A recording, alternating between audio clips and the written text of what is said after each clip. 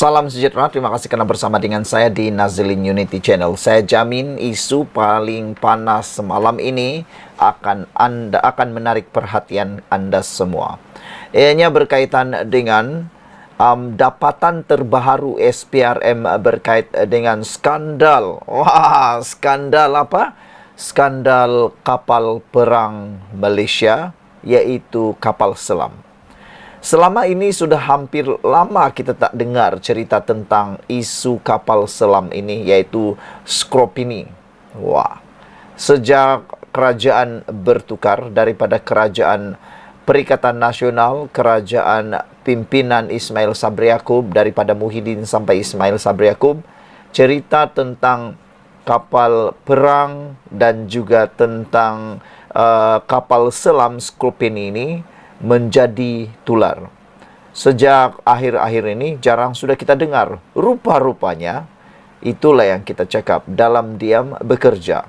SPRM akhirnya hari ini dilaporkan sebagai berkata telah mendapat petunjuk baru berkaitan dengan pembelian Skropini menurut sumber. Wow, inilah yang paling kita mahu tahu. Sila share berita ini supaya cerita tentang fitnah kepada kerajaan sekarang kononnya tidak lagi membuat siasatan, telah memberhentikan siasatan dan macam-macam, dapat dihentikan. Semua tu bohong, semua tu adalah fitnah. Rupa-rupanya SPRM masih meneruskan dalam diam bekerja hebat. Itulah kehebatan di bawah pimpinan Anwar Ibrahim. SPRM dapat petunjuk baru berkait dengan pembelian Skropini menurut sumber.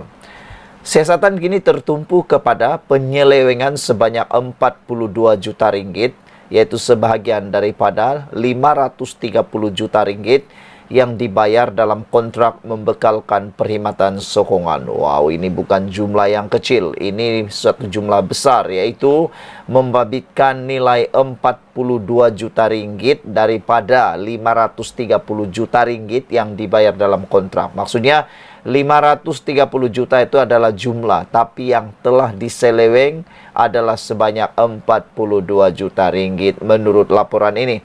Suruhanjaya Pencegahan Rasuah Malaysia SPRM dikatakan mendapat petunjuk baru berhubung siasatan ke atas pembelian kapal selam Skropini. Menurut sumber berasaskan petunjuk baru tersebut, SPRM melihat semula siasatan dengan memfokuskan kepada beberapa petunjuk yang diterima. Katanya, siasatan tertumpu pada penyelewengan sebanyak 42 juta ringgit, yaitu sebahagian daripada 530 juta ringgit yang dibayar dalam kontrak membekalkan perkhidmatan sokongan berhubung pembelian kapal selam tersebut. Sebuah syarikat tempatan yang dilantik dikatakan membuat pembayaran kepada beberapa syarikat tanpa pengetahuan lembaga pengarah menurut sumber. Wow, ini memang luar biasa. Sebuah syarikat tempatan yang dilantik dikatakan membuat pembayaran kepada beberapa syarikat tanpa pengetahuan lembaga pengarah menurut sumber itu. Nah, ini memang menarik lah kan. Dipercayai pembayaran-pembayaran dengan jumlah 42 juta ringgit itu diseleweng kepada syarikat-syarikat yang dimiliki oleh ahli keluarga pemilik syarikat terbabit. Katanya, SPRM akan meneruskan siasatan ini dengan memanggil beberapa orang saksi, kata sumber, dan menambah badan anti rasuah itu mengenal pasti individu-individu yang terlibat dan telah merakam percakapan mereka sebelum ini.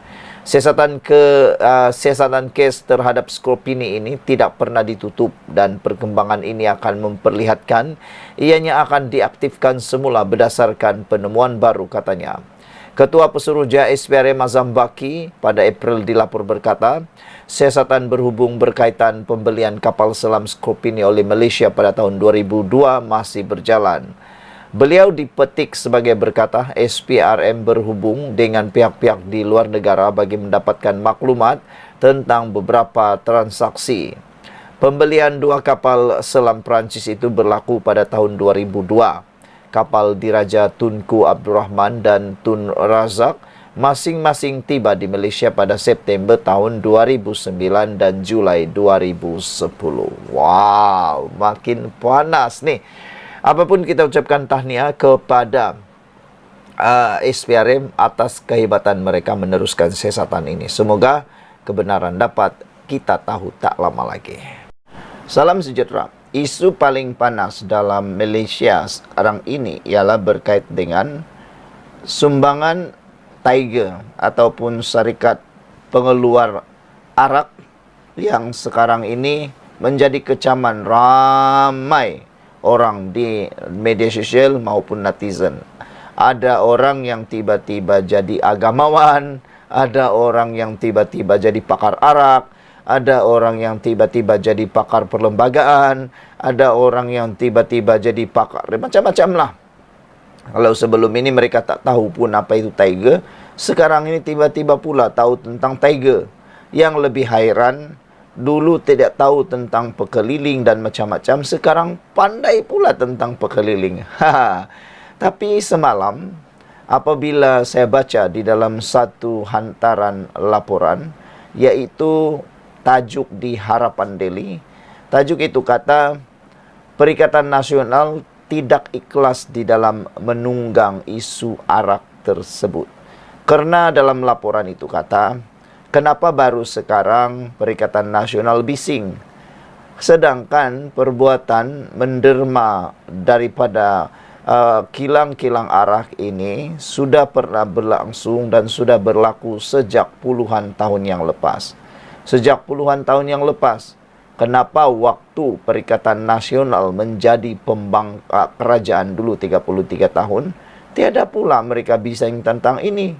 Kan sedangkan ini sudah jadi bertahun-tahun, berpuluh-puluh tahun menurut laporan sebelum ini. Jadi di mana suara mereka ketika itu? Sekarang pula tiba-tiba bising, kata netizen dan juga laporan di Harapan Daily tersebut. Walau bagaimanapun, akhirnya yang kita tunggu-tunggu muncul juga.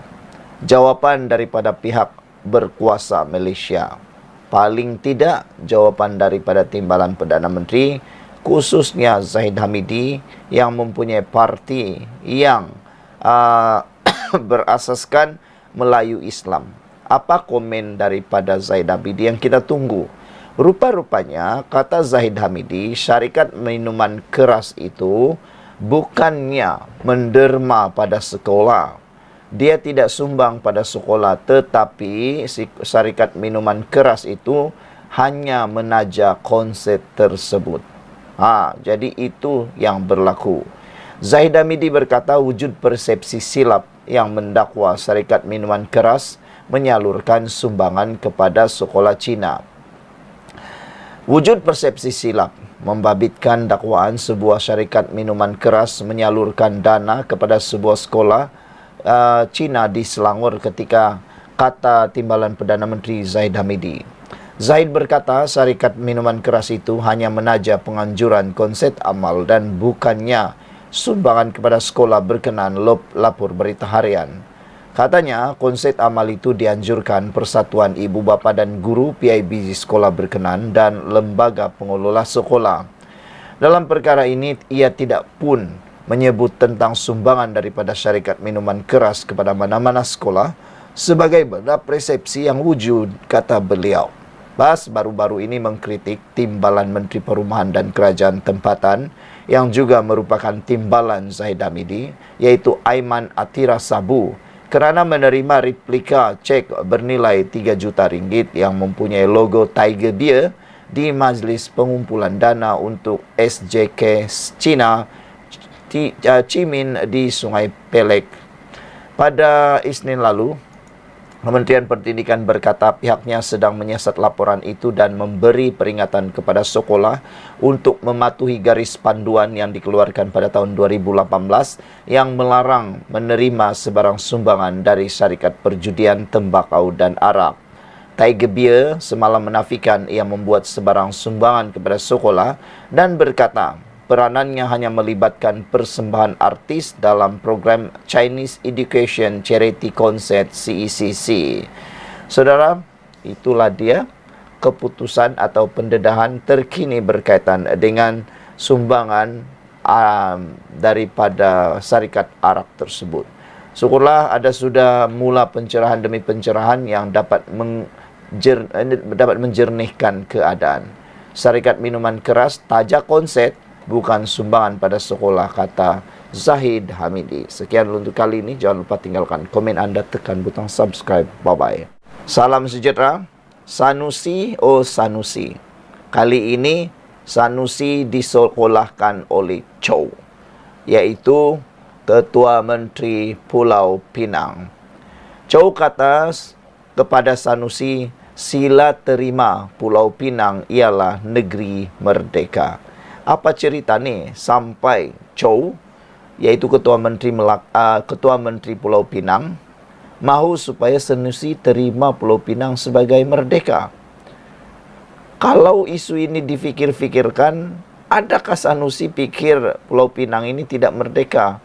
Seingat saya, Pulau Pinang ini adalah sebahagian daripada Malaysia yang merdeka. Tapi kenapa pula timbul cerita seperti ini? Sehingga Chow pula sekolahkan Sanusi. Kata Chow, tidak perlu menjelajah dunia untuk mengumpul dokumen bagi menunjukkan fakta sejarah yang diketahui ramai, kata Ketua Menteri Pulau Pinang, Chow Kun Yew, kepada rakan sejawatannya di Kedah, iaitu Muhammad Sanusi Maknor. Dia menjawab laporan berita yang memetik Sanusi mengenai pasukan penyelidik yang dibentuk Kerajaan Negeri Kedah yang memperoleh beribu-ribu dokumen dari luar negara hubungan kedua-dua negeri itu.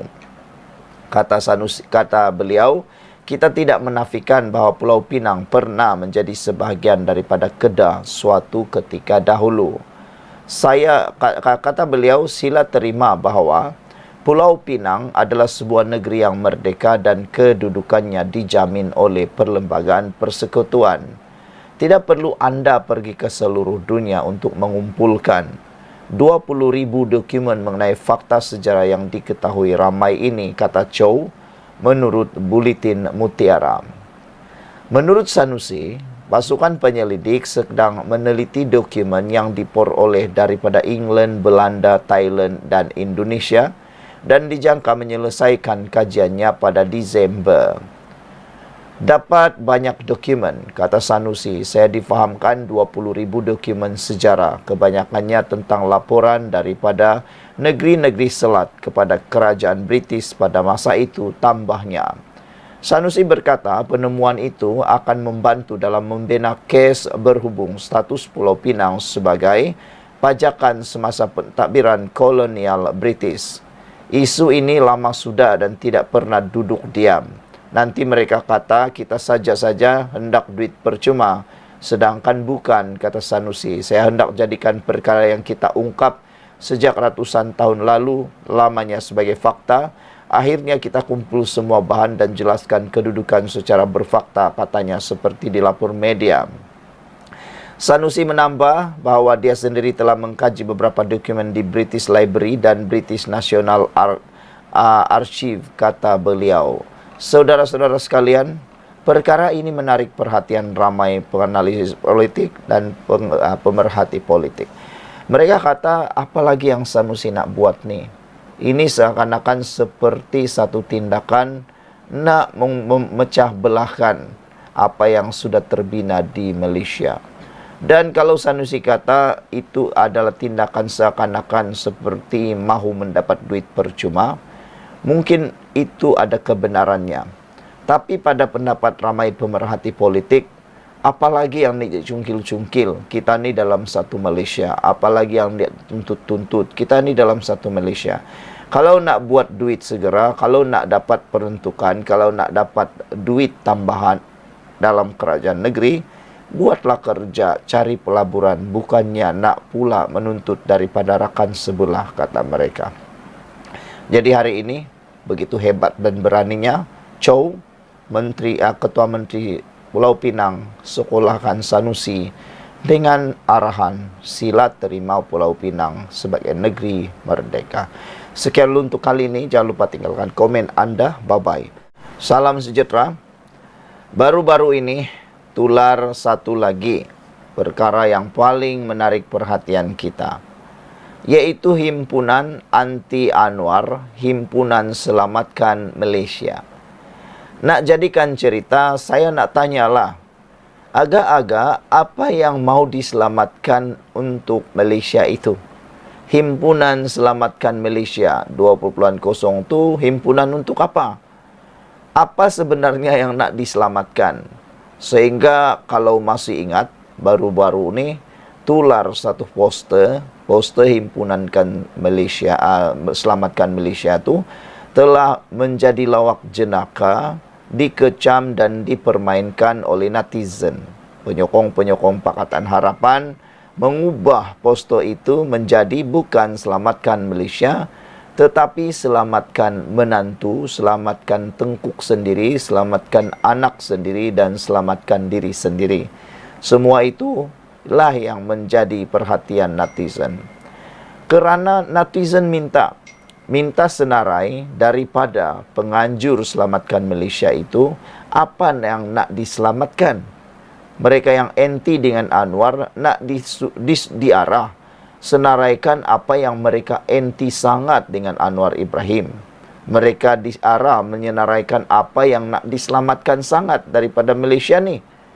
Kalau kata ekonomi kita bulan Julai ini mencanak naik setinggi gunung Kinabalu. Dalam bulan Julai ini, semua perkara yang baik-baik berlaku kepada Malaysia. Terkini, Malaysia disenaraikan sebagai 10 negara paling selamat di dunia. Antara 10 negara paling selamat di dunia, mengalahkan Korea Selatan, mengalahkan Jepun, mengalahkan Amerika Syarikat, mengalahkan China, mengalahkan Rusia. Banyak negara yang dikalahkan. Kita menduduki tangga yang ke-10. Bukankah itu hebat? Jadi nak tanya satu kali lagi lah, apa maksudnya selamatkan Malaysia itu? Nak selamatkan daripada apa? Nak selamatkan daripada apa? Itu persoalan dia. Kalau dulu ada Himpunan Selamatkan Malaysia, mungkin disebabkan oleh isu-isu seperti 1MDB dan sebagainya, seperti kebankrapan, kerugian dan sebagainya. Tapi yang sekarang ini nak selamatkan daripada apa? Itulah yang menjadi buah mulut kepada orang yang tak suka dengan himpunan itu. Tapi hari ini yang mengejutkan kita, apabila Anwar Ibrahim ditanya tentang himpunan haram Selamatkan Malaysia yang mahu dianjurkan di Parlimen Tambun, ini pula jawapan Anwar Ibrahim. Saya sangka dia mula takut seperti yang dikatakan oleh para penyokong Perikatan Nasional Pembangkang, walaupun mereka kata mungkin akan membuatkan Anwar Ibrahim menggelepur, takut, dan mungkin akan segera pulang ke Tambun untuk menyelamatkan kawasan Parlimen Tambun. Tapi rupa-rupanya bukan itu yang berlaku. Sebaliknya, Anwar Ibrahim ketika ditanya demo anti Anwar di Tambun, Anwar jawab dengan begitu mudah. Dia kata, ada ke? Kalau ada, tak apalah. Anwar hanya jawab begitu. Ada ke? Tak apalah, kata Anwar Ibrahim. Maknanya, Anwar Ibrahim tak ambil berat perkara itu. Kenapa? Dia lebih ambil berat bagaimana nak memajukan Tambun, bagaimana nak memajukan Malaysia berbanding mengambil berat yang perkara sepele seperti ini. Perkara ini hanya akan menyebabkan gangguan emosi maupun gangguan kepada proses Anwar Ibrahim memajukan Malaysia, memajukan negara ini. Kalau dia ambil berat ini dan dia hanya menumpukan kekuatan tenaga beliau kepada perkara ini, kitalah yang rugi sebenarnya. Tapi Anwar Ibrahim kata, ada ke? Tak apalah, itu saja dia jawab. Dan dia percaya kepada anggota keselamatan yang sebelum ini telah pun memberi amaran kepada semua rakyat Malaysia, jangan sertai himpunan itu, kerana himpunan itu himpunan haram yang tidak lulus syarat, tak menepati syarat. Jadi kalau sudah tak menepati syarat dan haram, kenapa nak ikut lagi? Itu semua adalah perkara yang bodoh. Kalau anda ikut juga Anda dah tahu itu salah, nak buat juga Anda hanya menjerumuskan diri pada masalah yang besar. Demo anti Anwar ada ke? Tak apalah, kata Anwar Ibrahim. Satu himpunan dirancang untuk diadakan di Pejabat Ahli Parlimen Tambun oleh Sekretariat Selamatkan Malaysia 20.0 esok. Anwar ketika ditanya mengenai himpunan itu bagaimanapun tidak mengulas lanjut. Anwar hanya menjawab, adakah perhimpunan tu? Tak apalah, katanya kepada media selepas menunaikan solat Jumaat di Masjid Ibnu Masud di Keramat hari ini. Polis Perak memaklumkan himpunan yang dirancang diadakan di Pejabat Ahli Parlimen Tambun oleh Sekretariat Selamatkan Malaysia 20.0 esok tidak mematuhi syarat yang ditetapkan di bawah Akta Perhimpunan Aman tahun 2021. Jadi beliau kata, Ketua Polis Daerah Ipoh, Abang Zainal Abidin Abang Ahmad berkata pihaknya menerima pemakluman mengenai Himpunan Mahkamah Rakyat Hukum Anwar melalui penganjur pada Rabu lalu. Setelah disemak, didapati pemakluman ini tidak lengkap dan tidak mematuhi syarat-syarat yang ditetapkan di bawah Akta Perhimpunan Aman tahun 2012. Sekian dulu untuk kali ini. Jangan lupa tinggalkan komen Anda dan jangan ikut himpunan 20.0 itu kerana ianya haram dan tidak diluluskan. Bye-bye. Salam sejahtera. Isu kali ini paling lawak jenaka. Diulas oleh seorang yang dikatakan pro kepada Perikatan Nasional. Anwar Ibrahim diangkat oleh politician ataupun orang-orang politik ataupun ahli-ahli akademik, ilmuwan, bahkan beberapa penganalisis menganggap Anwar adalah one and only yang ada di Malaysia. Ramai pemimpin di Malaysia ini yang memang jago, hebat, bahkan legenda. Antaranya kita tidak dapat menafikan bahawa Mahathir Mohamad antara pemimpin negarawan yang boleh dikatakan legenda di Malaysia yang masih hidup. Tetapi ramai kata tidak mungkin akan ada sama seperti Anwar Ibrahim. Ketekalan dan juga kekuatan, kekentalan hati Anwar Ibrahim berjuang, tiada satu pun yang mampu ikut taranya. Beliau dipenjarakan sebanyak 2 kali. Beliau menunggu menjadi Perdana Menteri selama berpuluh-puluh tahun. Lebih daripada itu, beliau dipecat daripada timbalan Perdana Menteri. Beliau difitnah dengan pelbagai fitnah. Dan yang paling hebat sekali, beliau dikhianati oleh orang yang beliau paling percaya sekali, iaitu Azmin Ali, dan juga dikhianati oleh Langkah Sheraton, dikhianati juga oleh janji Tun Mahathir. Semua itu sudah menjadi asam garam dalam hidup Anwar Ibrahim. Beliau satu-satunya ahli politik di Malaysia ini yang begitu kuat untuk berpegang pada prinsip beliau. Banyak cara untuk beliau dapat jadi Perdana Menteri dengan lebih cepat, tetapi beliau menolak langkah-langkah yang seperti itu, yang dikatakan seperti langkah seton, macam itulah. Tapi hari ini ada satu kenyataan, statement di Malaysia kini, ada satu laporan di Malaysia kini yang membuatkan mata saya terbeliak, hampir terkeluar. Kata laporan ini, tidak mustahil Wan Faisal, Wan Ahmad Kamal jadi Anwar Ibrahim yang kedua. Apabila saya terjumpa tajuk laporan ini, hampir muntah hijau saya. Bukannya saya benci Wan Faisal, tidak sama sekali.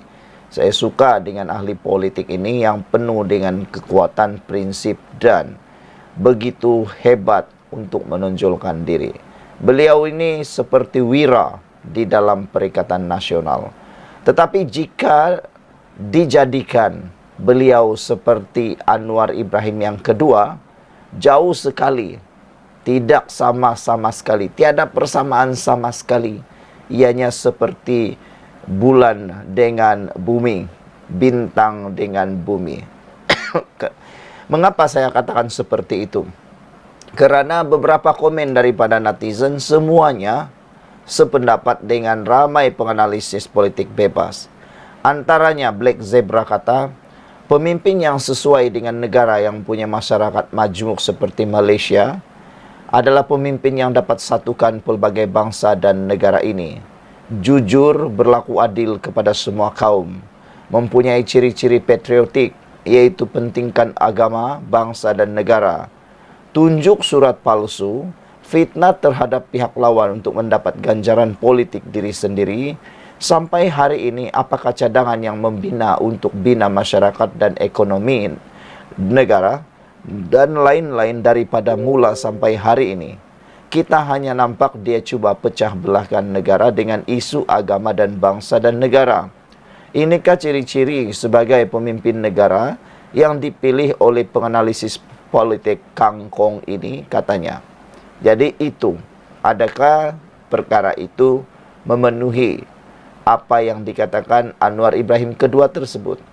Red Parrot pula kata, Profesor ni memang pro-PN, pendapat tidak disokong hujah kuku. Pertama, pemimpin ini iaitu Wan Faisal hanya fokus untuk satu kaum sahaja. Kedua, beberapa kenyataan pemimpin ini dilihat dia seorang yang tidak berprinsip, tidak faham sistem ekonomi negara, membuat fitnah dan dilihat kurang berintegriti. Steve Margaret Jedlock pula katanya, rasanya penulis ni mabuk ketumkot, kata Steve Margaret. Purple Mouse pula tulis, pemimpin macam Wan Faisal dan Dr. Akmal ini takkan bertahan lama dalam politik.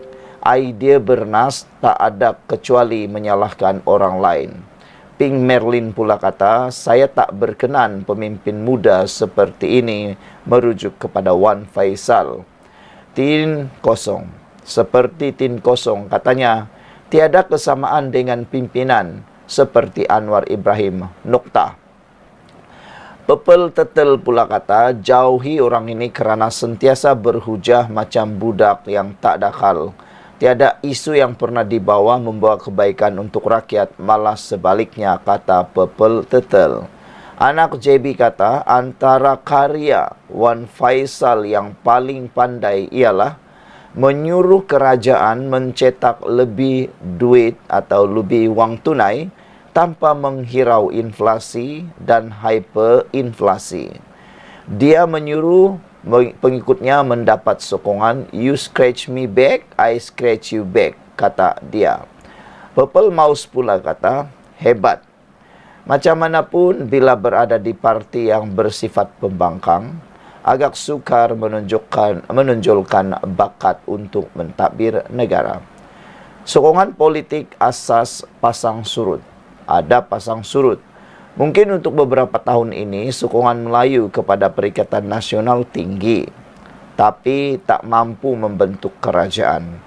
Keadaan mungkin berubah di beberapa tahun akan datang, bila emosi politik menurun dan realiti politik kembali, katanya. Ada kebenaran yang ditulis oleh Purple Mouse ini. Dulu kalau kita lihat, Barisan Nasional, UMNO pada ketika itu pun sama. Amat disokong oleh Melayu. Waktu itu seakan-akan mustahil untuk UMNO kalah.